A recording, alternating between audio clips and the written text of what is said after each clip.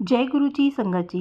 गुरु जी का अनंतम अनंतम शुक्राना और गुरु जी की प्यारी संगत को मेरी तरफ से प्यार भरी नमस्कार।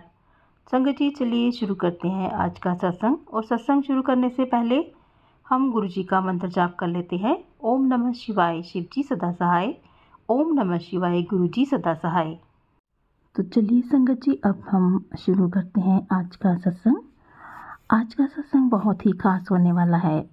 संगत जी, कल हमने आपको बताया था कि कैसे आप जो भी हासिल करना चाहते हैं, चाहे वो नौकरी हो, घर हो, गाड़ी हो, रिलेशंस हो या हेल्थ हो, कोई भी आपकी प्रॉब्लम चल रही हो, तो आप उस चीज़ को लेकर के, उस अफर्मेशन को लेकर के 10 मिनट सुबह और 10 मिनट रात को सोने से पहले अगर आप अपने सबकॉन्शियस माइंड में ये सब डालते हैं, तो आपका जो दिमाग है वो उस ओर चल पड़ता है और आप उस मेहनत में लग जाते हैं उस चीज़ को हासिल करने में, और वो यूनिवर्स तक आपका मैसेज जाता है। जब हम कोई भी बात अपने सबकॉन्शियस माइंड में डालते हैं तो वो चीज़ यूनिवर्स तक पहुंचती है और फिर यूनिवर्स लग जाता है हमारी उस मनोकामना को पूर्ण करने में। तो आपने करना कैसे है ये मैंने आपको कल बताया था। तो अगर आपने वो सत्संग नहीं सुना तो प्लीज़ आप कल वाले सत्संग को ज़रूर सुने और समझें उसको कि मैंने किस प्रकार से वो टेक्निक्स आपको बताई हैं, आपकी वो बहुत काम आएंगी। तो ऐसे ही मैं आपको आज कुछ उपाय बताऊंगी कि आपने, अगर आप चाहते हैं कि आपके धन में वृद्धि हो, धन में वृद्धि अपने आप नहीं होगी। जब हम उस कार्य को करेंगे, उस मेहनत को करेंगे, तो हमें कोई ना कोई ऐसा जॉब मिल जाएगी, हमें कुछ ना कुछ ऐसा काम हमारा बढ़ जाएगा कि हमारी जो इनकम है उसमें इम्प्रूवमेंट होगी। तो आपने करना क्या है, आपने हर रोज़, मतलब शुक्रवार को श्री सूक्त का पाठ करें, जिससे कि महालक्ष्मी जी बहुत प्रसन्न होती हैं। और आप नहीं तो आप अगर रोज़ाना शिव मंदिर में जाते हैं तो आप वहाँ पर दूध और जल ये चढ़ाएं और ओम नमः शिवाय का 108 जाप आप डेली करें। और सोमवार के दिन, मंडे को, यानी स्पेशली मंडे को, रोज़ाना नहीं, मंडे को आप शिवलिंग पर बेलपत्तर, अक्षत होते हैं चावल, बेलपत्तर, अक्षत और शुद्ध जल चढ़ाएं।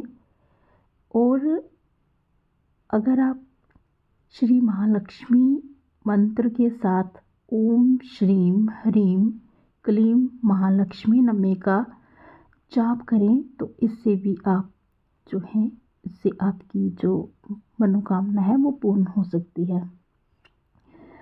और जो लोग हनुमान जी को मानते हैं वो मंगलवार और शनिवार को हनुमान चालीसा का पाठ ज़रूर करें। बजरंग बली को गुड़, चने और चमेली के तेल का दीपक चढ़ाएं।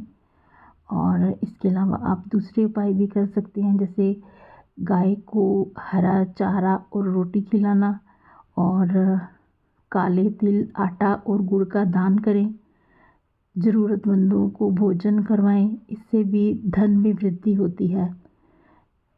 अगर नहीं भी कुछ कर सकते तो घर में तुलसी जी का पौधा लगाएं और रोज़ दीपक जलाएं।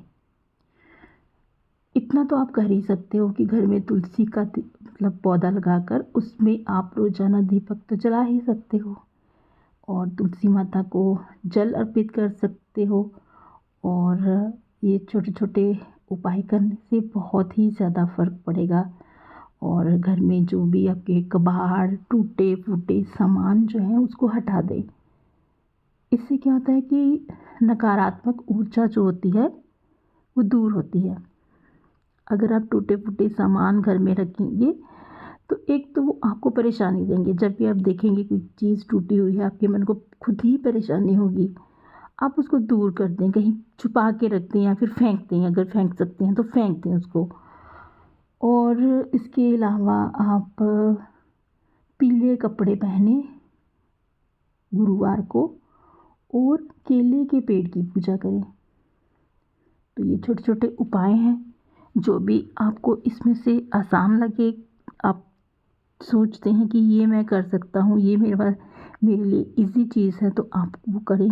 इनमें से कोई भी एक उपाय आप ज़रूर करें और उसको आप नियमित रूप से करें, तो देखना थोड़े ही कुछ ही महीनों में आपके घर में बरकत आने लगेगी।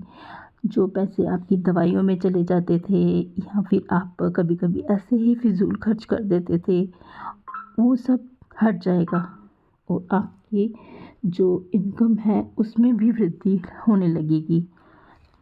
तो ऐसे आप ये छोटे छोटे उपाय करके ज़रूर देखें। और गुरुजी को रोज़ाना अपने गुरुजी के आगे जोत जलानी है।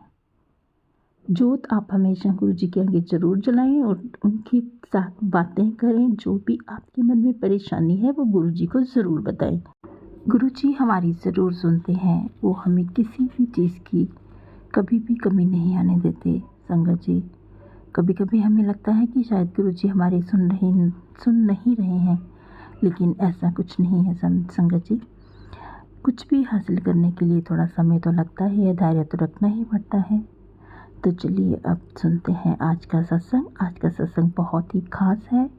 गुरुजी की प्यारी बेटी ने ये सत्संग हमें भेजा है, बहुत ही पॉजिटिव सत्संग है। तो चलिए सुनते हैं आज का सत्संग। और मेरी आपसे हमेशा की तरह प्रार्थना कि आप सत्संग को कभी भी स्किप मत किया कीजिए और ना ही इसको फास्ट चला के सुने। सत्संग को आराम से, चाहे एक ही सुने आप रोज़ाना, उसको प्यार से सुने, आराम से बैठ के शांत मन से सुने। या फिर अगर आप कोई काम कर रहे हैं, खाना बना रहे हैं या कुछ आप फ्री में बैठे हैं तो भी आप सुन सकते हैं। खाना बनाते बनाते सुन सकते हैं, कपड़े प्रेस करते समय सुन सकते हैं। उसमें हमने कोई मेहनत थोड़ी ना करनी है, बस हमने अपने मोबाइल को चला देना है, सत्संग चला के रख देना है और जो भी काम हम कर रहे हैं वो हमने करते रहना है और सुनते रहना है। तो सत्संग, कितनी सहूलियत है हमें सत्संग सुनने की कि हमें कहीं जाना नहीं पड़ता। घर में ही गुरुजी की, देखो गुरुजी को पता था कि ये समय आने वाला है, ये कलयुग है ना। गुरुजी सब जानी जान है गुरुजी, उनको पता है ये समय आने वाला है।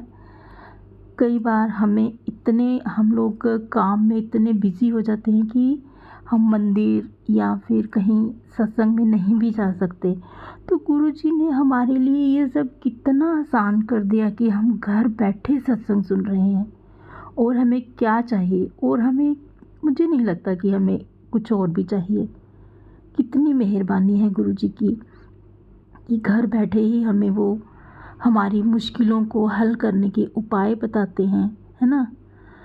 हम जो भी हमारे मन में चल रहा होता है उसको गुरुजी हमें बता देते हैं। वो पहले से ही आने वाले समय के बारे में हमें उसकी जानकारी दे सकते हैं, हमें संभलने का मौका देते हैं गुरुजी।